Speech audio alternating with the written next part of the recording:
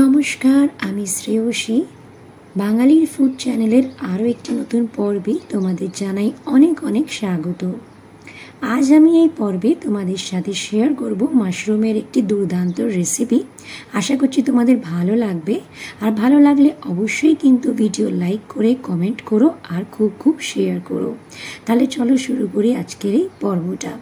সবচেয়ে প্রথমে দেখো, এখানে একটা কড়া গরম করে আমি কিছুটা এখানে সাদা তেল নিয়ে নিলাম। তারপর এক চুটকি মতন এখানে হলুদ গুঁড়ো দিয়ে লঙ্কাগুলোকে ভেজে তুলে নেব। এখানে কাঁচা লঙ্কা আমি প্রায় 4-5টা মতন নিয়েছি। এখানে দেখো, লঙ্কাগুলোকে ভালো মতন ভেজে নিয়ে আমি তুলে নিচ্ছি। তো তোমাদের কাদের কাদের এরকম ভাজা লঙ্কা খেতে ভালো লাগে আমাকে কিন্তু কমেন্টের মাধ্যমে জানাবে। আমার তো বেশ ভালোই লাগে, রুটি পরোটা বা দেখবে ভাতের সাথেও এরকম কাঁচা লঙ্কা ভাজা খেতে কিন্তু ভালো লাগে। দেখো, এবার তেলের মধ্যে আমি কুচানো দিয়ে দিচ্ছি রসুন, আদা আর পেঁয়াজ। আজকে কোনোভাবেই এখানে বাটা মশলাটা আমি ইউজ করছি না।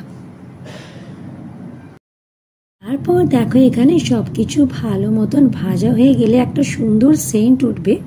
সেই সময় আমরা এখানে কেটে রাখা আলুটা অ্যাড করে দেব। তো আজকে আমি রেসিপিটাতে আলু অ্যাড করেছি, যেহেতু সবজিটা দেখবে মাত্রাটা একটু বেড়ে যায়। আর মাশরুম যদি শুধু আলু ছাড়া বানানো যায় তাহলে কিন্তু তৈরি হওয়ার পর অনেকই অল্প মাত্রায় তৈরি হয় সবজিটা।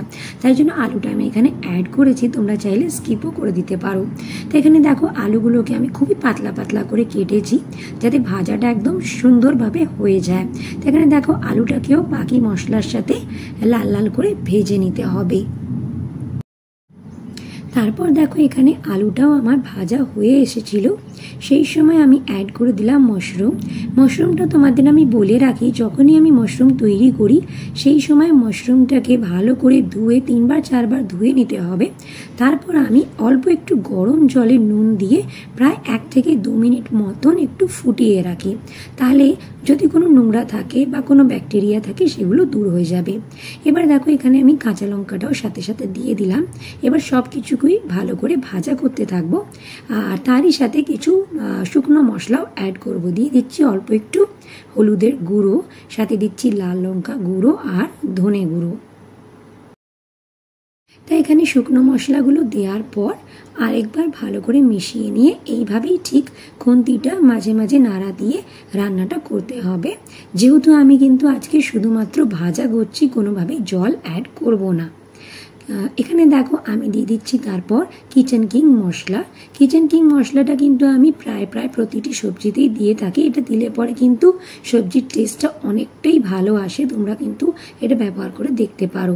তারপর দেখো, এখানে আমি দিয়ে দিলাম চপ করে রাখা টমেটো, 2টো লাল বড় বড় টমেটো আমি এখানে অ্যাড করে দিয়ে এবার আরেকবার নাড়াচাড়া দিয়ে তরকারিটাকে ভালো মতন ভেজে নেব। দেখো, তরকারিটা ভাজতে ভাজতে কিন্তু অনেকটাই রান্না আমি কমপ্লিট করে ফেলেছি। এরপর আমি এখানে কুচানো ধনেপাতা দিয়ে দিচ্ছি। দেওয়ার পর আরও প্রায় 5-7 মিনিট মতন রান্নাটা করলেই আমাদের তৈরি হয়ে যাবে আজকের এই মাশরুম আলু ভাজা। দেখো, এখানে স্বাদ অনুযায়ী নুনটাও দিয়ে দিলাম। আমি কিন্তু প্রথমে কোনোভাবেই নুন ইউজ করিনি। তোমরা জানো মাশরুম জল রিলিজ করে, তাই জন্য নুনটা কিন্তু আগে একদমই দেবে না। ভাজাটা পুরোপুরি হয়ে যাওয়ার পরেই কিন্তু লাস্টে একদম আমাদের নুনটা অ্যাড করতে হবে। দেখো, নুনটা অ্যাড করে ভালো মতন সবজির সাথে নুনটাকে মিশিয়ে নিলাম। আর এখানে তৈরি হয়ে গেল আমাদের আজকের এই মাশরুমের একটি অন্যতম রেসিপি। আশা করছি তোমাদের ভালো লাগবে। ভালো লাগলে প্রচুর মাত্রায় শেয়ার করো, কমেন্ট